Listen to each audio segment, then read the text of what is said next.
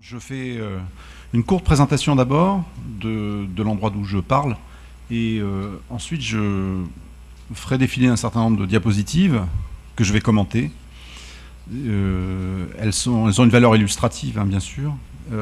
Je prendrai l'initiative de chanter quelques-unes d'entre elles puisqu'on m'a demandé de parler un temps un peu plus restreint pour pouvoir échanger par la suite. Donc au fur et à mesure, de manière dynamique, je vais en sélectionner quelques-unes qui peut-être pourront être consultées par la suite, puisque je communiquerai mon diaporama à l'organisation. Merci à vous. Je peux avoir une bouteille d'eau, par contre. Ah, oui, alors on va vous trouver alors, ça. À l'université de Cergy-Pontoise, pour l'ESP de l'Académie de Versailles, je dirige le site enseignement à distance, site au sens administratif du terme, puisque comme un site physique dans lequel on accueille des étudiants, le site enseignement à distance est une structure administrative avec le même mode de fonctionnement que les sites physiques et accueille des étudiants, évidemment, à distance.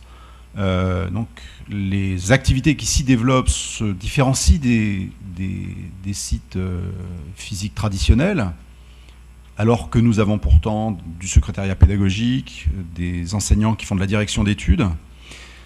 On a de l'ingénierie, évidemment. On a une valence technique plus forte, bien sûr. Mais une particularité, c'est qu'on constitue quand même une innovation dans une structure qui forme des enseignants depuis des années, voire presque une centaine d'années, même plus. Et que cette innovation dans une structure de formation d'enseignants ne s'impose pas de fait, ne trouve pas sa légitimité de fait. Une structure dédiée à la formation à distance, telle que, je vais vous en parler un petit peu, telle que nous l'envisageons, doit en permanence prouver sa légitimité. Elle n'est pas donnée de fait. Autant un site physique qui accueille des étudiants tous les ans avec des enseignants qui sont là depuis des années, font des cours de didactique du français, des maths, etc., n'ont pas tous les ans à dire qu'ils existent et que donc il faut continuer à faire exister. Pour l'enseignement à distance, si. C'est une innovation et comme toute innovation, elle perturbe. Elle est en disruption par rapport à des pratiques courantes. Donc, c'est toujours des temps d'incertitude, le pilotage de ce genre de structure. C'est valable pour nous, mais c'est valable un peu partout, et ça a été documenté. L'innovation dans les structures, dans les organisations, et en particulier les organisations éducatives, crée des incertitudes, une incertitude, et les rôles politiques qu'on peut jouer sont justement de réduire ces incertitudes, de faire de la traduction, de permettre à des acteurs de se parler, justement pour dédramatiser ce qui relève de la nouveauté du côté des pratiques, et en particulier les pratiques des enseignants qui participent aux enseignements à distance. Alors, le propos que j'ai là, c'est une particularité, donc on a toute une série de masters, je vais y revenir tout à l'heure, et on travaille avec les enseignants de l'Institut d'éducation pour l'ESP de Versailles. Donc on a à peu près une centaine de formateurs qui interviennent dans nos parcours. Et on a à peu près 600 étudiants qui sont répartis dans 12 pays du monde. Et certaines formations préparant à des concours de l'enseignement, d'autres à des parcours d'ingénierie de formation ou à des masters recherche donnant lieu ensuite à des préparations de parcours de thèse. Voilà, je reviendrai là-dessus tout à l'heure. Mon propos s'organise autour du thème de la collaboration, travail collaboratif en formation initiale d'enseignants. L'idée et la commande, en quelque sorte, qui prévoit ma participation ici, est de déconstruire un peu la notion et de l'illustrer avec quelques exemples particuliers.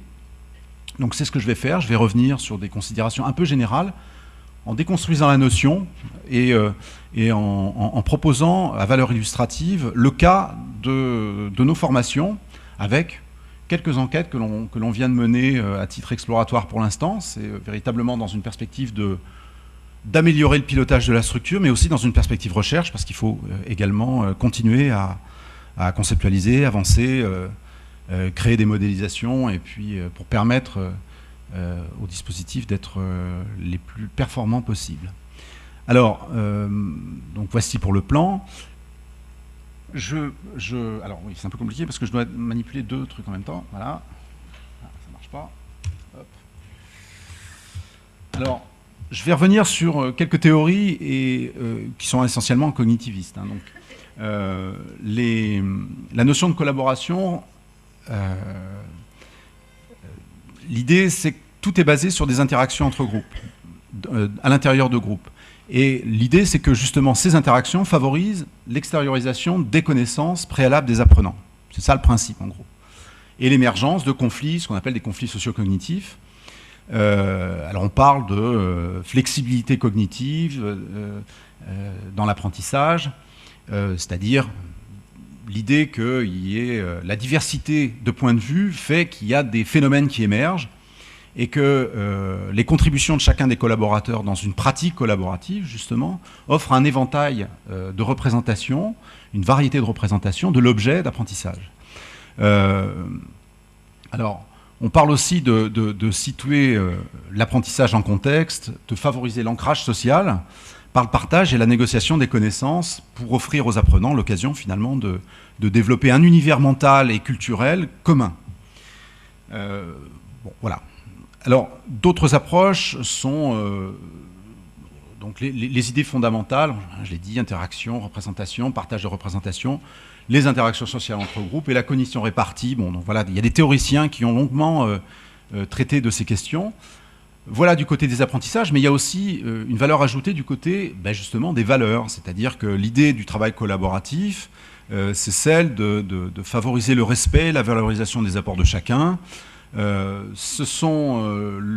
travail collaboratif est plutôt associé au constructivisme, avec derrière l'idée que ce type d'approche favorise la croissance cognitive et personnelle des participants et développe le sens de l'engagement. Voilà, développe le sens de l'engagement en faveur d'un but, d'un enjeu commun. Alors, aujourd'hui, on est dans un contexte où cette notion de travail collaboratif intervient beaucoup quand il s'agit de parler de dispositifs instrumentés permettant de faire de la formation. Quand je dis dispositifs instrumentés, c'est des plateformes de formation à distance, des utilisations de forums, voilà. Donc, tout ce type, ces outils-là, ces instruments-là sont auréolés d'un discours qui met en valeur la notion de collaboration. Ce qu'il ne faut pas oublier, c'est que les dispositifs instrumentés, donc au départ, si on reprend à l'origine l'histoire de l'ordinateur, c'est que l'ordinateur, au départ, ça ne sert pas du tout à ça. Ça sert à individualiser. Dans les tendances de l'enseignement dans une perspective très industrielle, c'est d'avoir des machines devant lesquelles on pose un bonhomme et puis il a des tâches à effectuer au fur et à mesure et ce, de manière individuelle.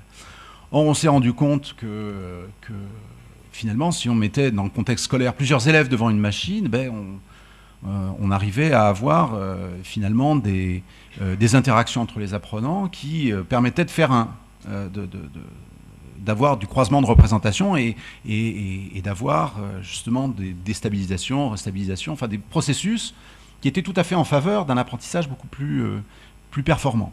Donc c'est l'idée du CSCL, Computer Supported Collaborative Learning, mais ça c'est à la fin des années 80. Donc aujourd'hui, on a, donc les technologies ont évolué. Aujourd'hui, la communication, c'est plus une option, tout le monde communique à peu près avec des instruments en permanence. On a évolué du côté des théories de l'apprentissage, donc la dimension sociale de l'apprentissage n'est plus à attester, la cognition partagée, la cognition distribuée, tout ça, on est à peu près au clair là-dessus. Donc la tension entre individuel et social est finalement obsolète. Maintenant, on a des choses qui se mélangent. Et dans une activité pédagogique, dans un scénario pédagogique, on a des activités individuelles que sont, par exemple, la lecture, résumer un texte, appliquer une règle, et puis des activités de groupe, argumenter, critiquer. Vous voyez ? Donc voilà. La collaboration, c'est pas uniquement de la collaboration en mode distance, contrairement à ce qu'on peut maintenant aujourd'hui avoir comme représentation massive. Travail collaboratif, ça veut dire une plateforme. Non, travail collaboratif, c'est en vis-à-vis, en présentiel, ça existe aussi.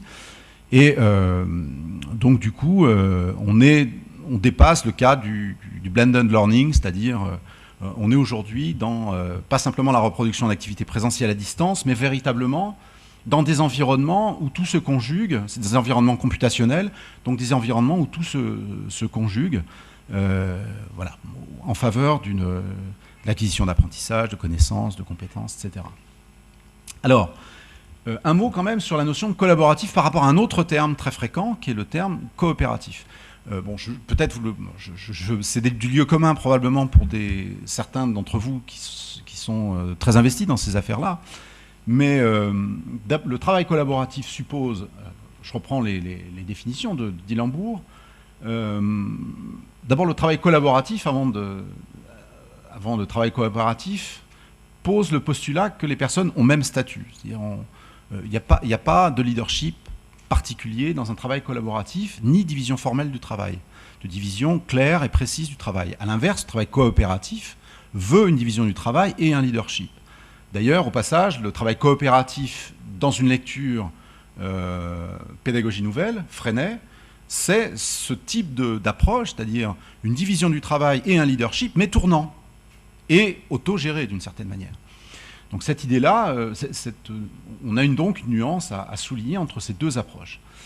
Le travail collaboratif implique un engagement mutuel, un effort coordonné. En gros, voilà, donc les auteurs précisent que les conditions de maturité et d'autonomie sont importantes pour parler de travail collaboratif ou travail coopératif. En ce qui me concerne, je ne fais pas trop la nuance entre les deux. Enfin, je connais cette nuance, mais à l'appliquer, c'est pas aussi simple que ça. C'est pas aussi simple que ça, et d'ailleurs, il y a des choses qui se passent qu'on ne maîtrise pas, même si on prescrit une modalité de travail particulière entre des étudiants ou entre des étudiants et des formateurs.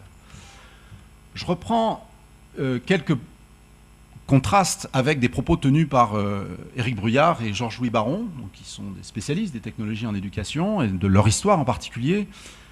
L'idée, c'est que la notion de collaboration fait partie de l'esprit du temps, et que derrière, ça irrigue le monde universitaire en particulier. Hein. Donc, c'est même devenu une compétence à acquérir. Savoir travailler de manière collaborative. Je ne sais pas si vous connaissez le C2I2E, donc je suppose que oui, puisqu'on est dans une ESP. Il y a un item qui s'appelle, qui dit qu'il faut savoir travailler en mode collaboratif. Quand on regarde de près, c'est juste les items est décliné par la simple utilisation d'instruments de travail collaboratif. Rien ne dit des compétences, des savoir-être qui prévalent à la notion de collaboration dans ce contexte. Quand on regarde le certificat informatique et Internet chez les ingénieurs, c'est tout à fait pensé autrement. C'est pensé au contraire dans une perspective métier. Nous, pas du tout.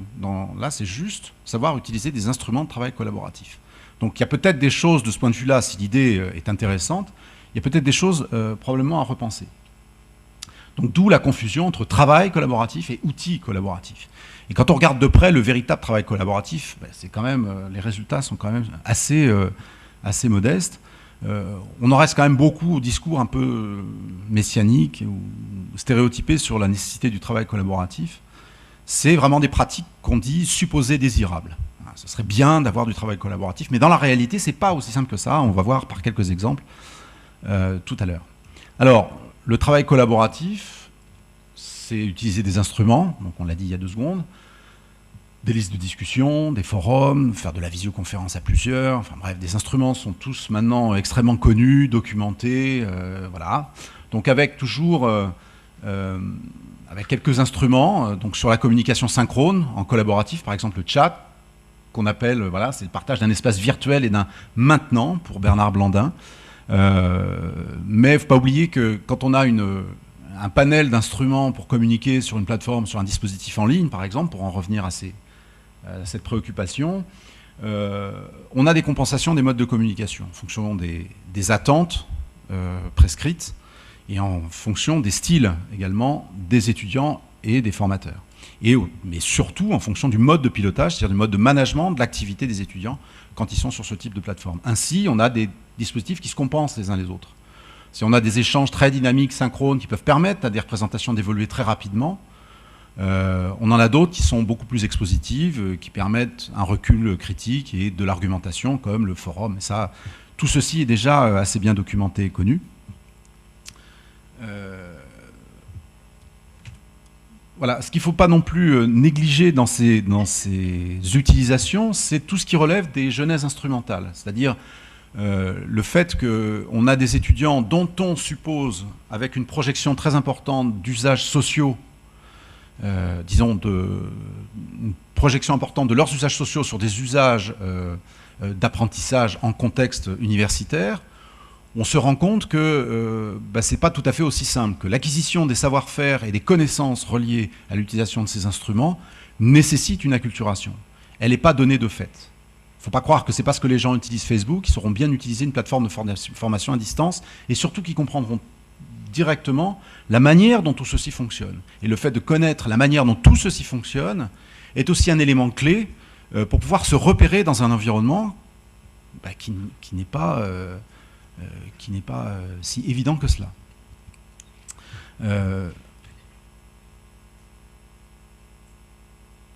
Alors, toujours en train de balayer.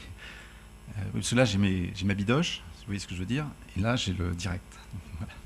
Alors, je continue, je vais maintenant passer, tout ceci, ces grandes considérations étant faites, des genèses instrumentales, une différence fondamentale entre la notion de collaboratif, coopératif, moi je dirais plutôt travail collectif, des valeurs ajoutées qui s'appuient sur des modèles d'apprentissage très documentés. Tout ce que je vous dis là existe depuis fort longtemps, fortement documenté. Je pense à la revue Distance et Savoir, maintenant Distance et Médiation des Savoirs. Il y a d'autres revues francophones, mais aussi des revues anglophones qui présentent pléthore textes sur les questions de travail collaboratif. Moi, je vais situer mon propos maintenant dans un cas particulier qui est celui de la formation universitaire, c'est-à-dire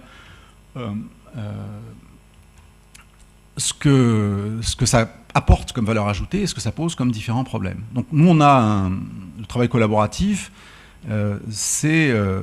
permet de répondre à des problèmes qui sont bien identifiés quand il s'agit de faire de la formation dans l'enseignement supérieur, en particulier de la formation à distance. Et préconiser le travail collaboratif, c'est justement permettre de rompre les questions d'isolement, enfin d'aller à l'encontre des problématiques posées par l'isolement, d'aller également à l'encontre de problématiques méthodologiques posées aux étudiants, qui se posent aux étudiants, d'où apparaissent des formes de tutorat qui sont extrêmement variées selon les formations et selon la typologie des étudiants auxquels on a à faire face. Donc en gros, on a l'idée derrière, d'une certaine manière, de recréer le principe de la salle de classe, le lien social, en recourant à des instruments où on met les gens les uns avec les autres, avec des consignes bien précises, pour que l'isolement et les problématiques méthodologiques soient réglées. La question qui va se poser, comment on fait pour travailler avec les autres ? Ça, c'est difficile de répondre. C'est très difficile de répondre. Alors, je vous l'ai dit tout à l'heure, on a notre fameux cas du C2I2E,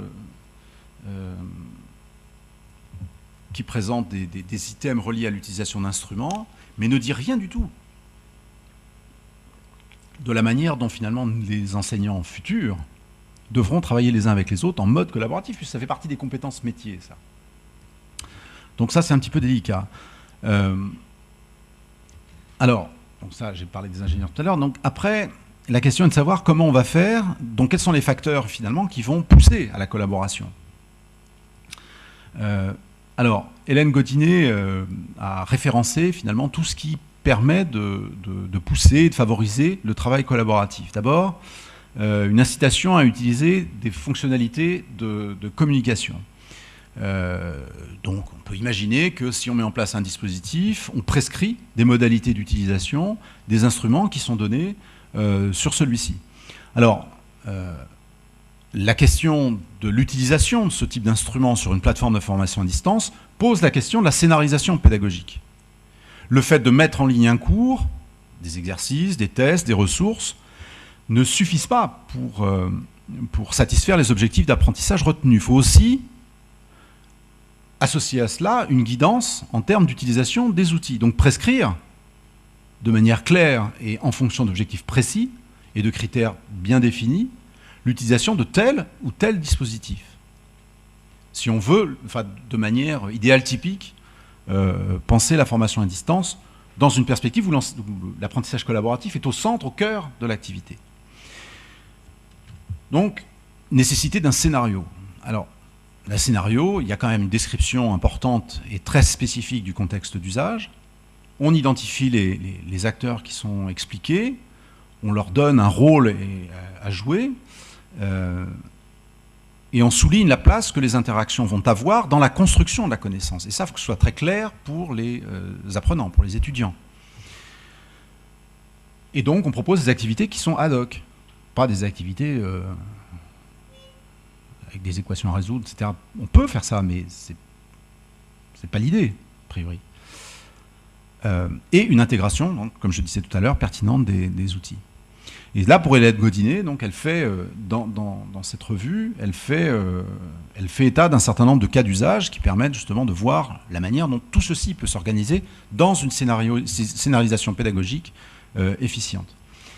Derrière cette idée-là, on demande, enfin disons, on prescrit ce qui peut paraître contre nature ou comme une injonction paradoxale, on prescrit des compétences sociales importantes. C'est-à-dire on prescrit finalement l'idée que il faut arriver avec les autres à définir et négocier un objectif, il faut arriver à partager et à échanger sur les méthodes et les rythmes de travail, apprendre aux étudiants à identifier ou solliciter les ressources dans le groupe et les compétences sur lesquelles ils peuvent s'appuyer. Alors les trucs qui existent, hein, c'était documenté, Wenger a parlé de mémoire transactive, etc. Donc comment des personnes qui travaillent ensemble partagent des expériences, des connaissances, anticipent les idées de chacun, se répartissent les tâches selon les compétences des uns et des autres pour accroître l'efficacité commune. Vous voyez, c'est le monde merveilleux de la couleur. Voilà, c'est quand même formidable. La réalité est plus nuancée que ça, hein, on va voir. Et surtout laisser une forte place, souligner la forte place de la guidance. C'est-à-dire la manière dont on va finalement accompagner, puisque c'est le terme, accompagner non pas vers le but que les étudiants se fixent, mais le but que l'institution et ce que est représenté par le tuteur fixe aux étudiants. En gros, ils n'ont pas tellement le choix. Il faut qu'ils acquièrent des connaissances pour répondre à une exigence reliée à une évaluation, avec l'acquisition de CTS, passer un concours, etc. Donc, voilà. Alors, les niveaux de guidance, hein, voilà, ont été documentés. Donc là, juste, c'est à titre informatif. Tout ça pour dire que ça existe. On pourrait appeler ça des registres de guidance ou des niveaux de guidance ou de guidage ont été documentés. Guidance souple, une guidance intermédiaire, une guidance ou un guidage fort. Voilà, donc je renvoie aux travaux de Siméon sur cette question. Donc je fais assez vite. Ce qui nous intéresse, quand même, au bout du compte, quand on parle de travail collaboratif et qu'on le prescrit et qu'on met ça au cœur d'une plateforme de formation à distance, ou plutôt d'un dispositif de formation à distance, c'est finalement comment peut-on analyser cette collaboration ? Qu'est-ce qu'on peut voir pour attester qu'il y a véritablement collaboration et que ça aide à construire des compétences ? Alors, il y a des méthodes et des méthodologies qui ont été mises en place pour calculer à partir d'indicateurs soit quantitatifs ou qualitatifs, finalement, les situations d'apprentissage collaboratif.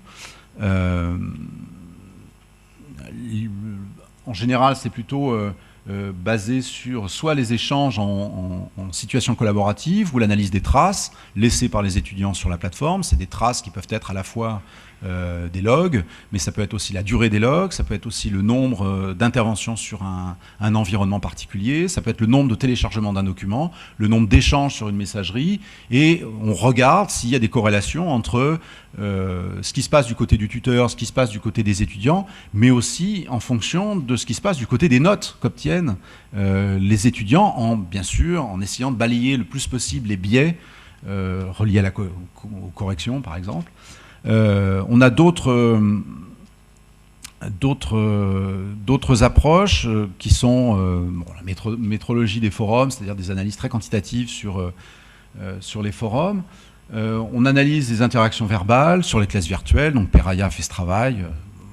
On détermine des profils d'apprenants en fonction de leur approche du mode collaboratif, donc ça c'était fait par Viviane Gluckman, Christian Depauvert ou Dilambourg. Tout ceci a déjà été documenté. Depauvert parle par exemple, quand il analyse des forums ou quand il analyse des utilisateurs de listes de discussion, il regarde les lurkers, donc les rôdeurs, qui sont des apprenants qui lisent des messages, qui ne perdent pas le fil des apprentissages, mais qui n'interviennent pas. Eux, leurs productions sont souvent de qualité, et ils profitent des apports de leurs pairs. Ils privent le groupe de la pertinence de leurs apports à eux et posent le problème de savoir justement jusqu'où on peut apprendre sans débattre ni échanger. Et ça existe. Alors, il y a d'autres problématiques ou d'autres comportements problématiques sont connus aussi, hein, fortement documentés par Christian de Pauvert, liés à des mécanismes sociaux. Donc, on a le social lofting, les traceurs sociaux. Ça se produit quand un étudiant travaille moins, car il s'appuie sur le groupe. Donc, ce que je viens d'indiquer, le free rider effect, donc les resquilleurs qui voient quelques membres d'un groupe travailler indépendamment des autres et choisir d'avancer seuls pour économiser leur temps. Donc voilà, on a tout un tas de typologies ont déjà été élaborées et permettent de bien documenter justement les approches qu'ont les apprenants de ce qu'on leur propose en termes de travail collaboratif. Je reviendrai sur les triplés d'activité de Jaillet, qui lui crée une équation qui permet, en fonction de la fréquentation d'une plateforme, permet de repérer des facteurs d'assiduité et de voir véritablement ce qu'est la réalité d'une collaboration sans aller voir les discours. Et donc là, il faut regarder ce qu'il a évoqué. Donc c'est ce que je disais tout à l'heure, c'est toujours la participation à une plateforme, les logs, le téléchargement, le nombre d'interventions, par rapport à ce que fait celui qui en fait le plus. Cette idée, voilà, c'est l'idée qui traverse le travail d'Alain Jaillet. Alors moi j'ai travaillé sur des listes de discussion avec des nombres massifs de messages, sur à peu près entre 30 et 40 000, pour repérer ce qu'on appelle le leadership et le mode d'embarquement d'un certain nombre de propos par des contributeurs à une liste de discussion professionnelle. Donc ce qu'on appelle la concentration du propos. Voilà, donc tout ceci est documenté. Il y a des chercheurs qui ont beaucoup travaillé sur tous ces instruments, les échanges, les logs, etc., les forums. Donc je pense à Sansevi qui a fait une... Regardez pas le détail, mais qui a étudié à partir des échanges, a typé tous les échanges de propos sur un forum en typant les arguments, les types d'arguments. C'est-à-dire que lui, bon, quand même, veut aller au bout d'une recherche didactique, si vous voulez, en regardant les arguments spécifiques ou les arguments communs à un certain nombre de forums et la nature des arguments, de quel type de registre ces arguments relèvent, le registre social, le registre didactique, etc. Donc voilà, je passe vite là-dessus pour m'intéresser plus spécifiquement à notre... alors je ne sais pas où j'en suis. Je suis à 23 minutes. 7 minutes. Ça va ? Alors, le cas particulier de nos enseignants, de nos étudiants. Nous, on s'appuie sur un modèle prescrit. On s'appuie sur un modèle prescrit. On forme des étudiants dans les masters MEF 1, MEF 2 et MEF 4. Donc là, ce dont je vais vous parler concerne à peu près 450 étudiants. On associe le modèle artisanal et industriel. Et on change le paradigme, c'est-à-dire qu'on n'est pas du tout dans un mode transmissif et tous les tuteurs qui interviennent en formation à distance n'enseignent pas. Le modèle est très prescrit, ils n'enseignent pas, c'est-à-dire ils ne rencontrent pas leurs étudiants pour leur enseigner quelque chose, jamais. L'idée, c'est de tutorer leur parcours. Donc les étudiants sont en face d'un contenu qui fait consensus dans un groupe disciplinaire, des ressources et des situations problèmes. Toute situation problème trouve ces issues dans les contenus qui sont donnés avec. On a une structure, nous, qui pilote tout ça, donc qui contrôle tout ça. Donc on a un modèle pédagogique, situation-problème, travail collaboratif prescrit dans des salles de travail, des ressources, et les échanges se font par écrit essentiellement. La gouvernance, donc, elle a été documentée, on a fait des textes, hein, donc ils sont en ligne un peu partout. Et... voilà. Et on utilise une plateforme, bon ça on s'en fout, voilà, on utilise une plateforme dans laquelle, une métaphore visuelle, dans laquelle on retrouve l'idée d'un campus, plutôt d'un lieu de travail qui fait campus. Ça c'est la salle de travail qu'on appelle une salle de séminaire disciplinaire, donc par exemple ça peut être la salle de maths pour ceux qui préparent le concours de prof des écoles, ça peut être la salle de sociologie de l'innovation pour ceux qui préparent le master de recherche, technologie. Et les petites portes qui sont au fond, ce sont des salles de travail où on dispatche nos étudiants, ils retrouvent les situations problèmes à traiter, et entre chaque session synchrone avec le tuteur, donc schématiquement d'une semaine à l'autre, ils ont à se retrouver dans cette salle de travail, travailler, produire. Donc, voilà, je fais vite. L'idée, c'est qu'on délègue la responsabilité, on laisse de l'air, mais on accompagne très fortement. On intéresse les acteurs qui sont les responsables d'équipes disciplinaires, qui pilotent tous les tuteurs de leur discipline. On a un groupe de recherche et pratique. Je ne sais plus pourquoi j'ai mis le dernier item, mais c'est pas grave. Donc j'essaie d'aller vite. Ce qui nous intéresse, c'est le rapport qu'entretiennent les étudiants à la collaboration. Et notre hypothèse, c'est qu'ils n'entretiennent pas tous du tout le même rapport à la collaboration. Et que derrière, il y a des facteurs d'influence qui sont liés soit aux représentations qu'ils ont de la collaboration, soit à leur propre rationalité, en valeur ou en finalité. Donc nous, on regarde des processus d'apprentissage visibles, donc sur les chats ou à travers les traces. Et puis, j'ai questionné, enfin ça je l'ai fait donc récemment, c'est une étude très, très interne hein, pour l'instant. On ne va pas aller plus loin pour l'instant, mais... Et j'ai typé deux catégories de formations.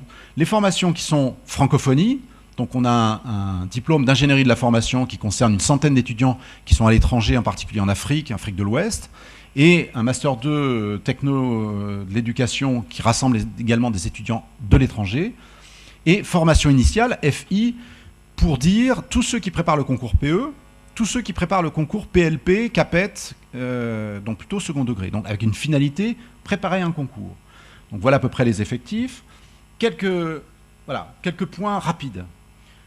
Globalement, d'une année sur l'autre, j'ai fait une enquête sur 2 années, à peu près les mêmes effectifs, à peu près. Évidemment pas les mêmes étudiants, avec modulo quelques redoublants. Chat, documents partagés, messagerie. Quand on leur demande qu'est-ce que vous utilisez pour travailler en mode collaboratif, par ordre de préférence, voici les scores. Donc chat de la salle d'équipe, documents partagés, messagerie. Le travail avec le tuteur est négligé. Il n'est jamais cité. Il apparaît en bas de... C'est pas une modalité de travail collaboratif. Travailler avec le tuteur, c'est pas faire du collaboratif. C'est le prof, voilà. Donc on va rester entre nous, en gros. Non, mais je plaisante qu'à moitié. Alors, pour les étudiants, quels sont les enjeux de la collaboration ? Le premier enjeu, c'est que c'est d'abord un critère d'évaluation. Oui, dans notre modèle, on dit ceux qui ne sont pas présents au chat, aux séances synchrones, c'est 25% de la note en moins. Évidemment, ça calme. Donc, du coup, l'engagement, voilà, on peut le discuter, mais en tout cas, c'est comme ça. Donc, c'est identifié comme tel par les étudiants. Donc là, c'est un biais, évidemment, important. Pour la formation initiale, qu'est-ce que ça veut dire travailler en collaboratif et à quoi ça sert surtout ? Ça sert à résoudre des problèmes, ça sert à résoudre des exercices. Donc là, on peut se poser la question de la compatibilité entre ce qu'ils vivent du collaboratif et de ses finalités par rapport à la forme scolaire, au sens laïr du terme. Qu'est-ce que c'est que la forme scolaire ? C'est ce qu'on connaît depuis 150 ans, un prof, des normes qui sont imposées à tout le monde, des règles de grammaire, etc. Et une manière de conduire la classe, un seul lieu, etc., des exercices individuels, c'est ça la forme scolaire. Donc on retrouve cette dimension-là. Pour la formation francophone, les enjeux sont tout à fait différents. Il s'agit de construire des méthodes, parce que certains vont devenir faire l'ingénierie de formation, vont avoir un poste en surplomb dans leur pays, certains vont passer en thèse, donc il y a intérêt à être au taquet sur les méthodes, et échanger beaucoup, en vue de produire, parce que les situations de problème, il faut les regarder de près, les situations de problème, sont des situations essentiellement de production. Les outils de la plateforme sont-ils utilisés ? Oui, mais ils sont aussi contournés. Et ça, c'est des choses qui sont non visibles. Donc en effet, les messageries personnelles, la téléphonie, Google Apps, etc. sont aussi mobilisées. Donc ça, c'est ce qui est déclaré. Donc cette collaboration ailleurs, on trouve une attraction forte entre finalement les formations du francophonie avec une utilisation d'outils en dehors de la plateforme. En revanche, ceux qui sont en formation initiale et qui répondent au modèle prescrit restent plus particulièrement sur la plateforme, dérogent moins aux règles par rapport aux formations francophones. Ils y dérogent, bien entendu, mais de manière un peu moins significative. Cette année, donc ça c'était l'année 2013-2014, cette année, c'est pas significatif. C'est-à-dire à peu près tout le monde fait à peu près la même chose. Pourquoi ? Parce que pour les formations initiales, ils utilisent beaucoup l'awareness locale. Et un truc qu'on a remarqué en regardant les indicateurs, c'est que avant chaque session synchrone, s'ils n'ont pas fait de travail collaboratif, ils se retrouvent à 2-3 et échangent sur l'awareness locale. C'est-à-dire le témoin, quand on arrive sur la plateforme, on voit qui est présent. Et on peut cliquer et avoir un échange en pair à pair. C'est pas tellement pisté, mais on repère une embolie quand il y a peu de situations collaboratives ça embolise sur la awareness avant les sessions synchrones. Donc il y a des détournements tout à fait étonnants. On a regardé, je finirai là-dessus, on a fait une question ouverte. Qu'est-ce que vous pensez de la situation de travail collaboratif? Formidable pour les formations francophonie, donc ingénierie de la formation, etc., formation master de recherche. Pour les formations initiales, oui, c'est bien, mais il y en a quand même qui ont une posture un peu plus critique. Collaborer délibérément, c'est davantage du côté de la formation. Là, j'ai mis les effectifs. Hein. En gros, je suis un peu trompé. On n'a pas on collabore délibérément beaucoup plus facilement quand on est dans les formations francophones que quand on est dans les formations initiales. C'est-à-dire quand le tuteur ne le demande pas. Les règles, c'est pareil. Les règles sont finalement davantage négociées. Les règles de travail en mode collaboratif sont davantage négociées en formation francophone. Et quand on regarde le discours tenu, quand il s'agit de commenter les formations, le travail collaboratif, on s'aperçoit que les mots les plus importants, donc on fait une petite analyse rapide lexicométrique, on isole 3 classes de discours, et avec un discours sur les valeurs et l'intérêt que représente le travail collaboratif, avec voilà, des phrases types. Ça permet de mieux assimiler des notions, ça permet de remédier à des difficultés, ça permet de créer des liens, mais ça permet aussi de créer des situations de conflit et de tension. Les autres classes de discours, quand on leur demande leur opinion sur l'intérêt du travail collaboratif, la deuxième classe de discours, c'est plutôt les propos qui portent sur l'organisation du travail, et l'autre, c'est plutôt des classes voisines, et la manière dont les gens s'organisent lorsqu'ils travaillent à distance. Et on voit que quand on regarde les échanges, enfin les propos véritablement tenus, c'est quand même assez controversé. La collaboration a du sens quand il y a le même niveau d'engagement de la part de tous les acteurs. C'est le reproche le principal fait par les étudiants, et en particulier les formations francophones, qui sont très engagés sur le mode collaboratif, mais mettent en avant l'idée que cet engagement n'est pas homogène. Donc voilà, ça se retrouve un peu dans les termes qui sont dans les échanges proposés. Et certains considèrent que le travail collaboratif ne sert à rien. Ça sert à rien, on perd du temps, c'est mieux de faire un travail plutôt tout seul que de le faire à plusieurs, etc. Voilà, je termine. Enfin, 32 minutes. L'effet important sur la collaboration, c'est le type de formation. C'est-à-dire qu'on ne peut pas considérer le mode collaboratif, le mode de travail collaboratif, comme un allant de soi transversal à toutes les formations. Il faut prendre en compte la nature de la formation. Et l'un des éléments qui est essentiel dans cette affaire, il est double. C'est la nature des situations proposées et les formes prises par le management de ces situations collaboratives par le tuteur. Voilà, donc quelques biais méthodologiques, je vous laisse les lire. On a d'autres perspectives d'analyse, et en particulier d'analyse de chat d'un point de vue beaucoup plus didactique, en isolant des chats disciplinaires, pour voir comment, justement, en fonction des réponses, comment finalement les personnes échangent entre elles sur les espaces collaboratifs. Je m'arrêterai là. Je vous remercie de votre attention et je vous laisse l'adresse du site où vous pourrez trouver l'ensemble de ces informations. Merci, Monsieur Villemontex.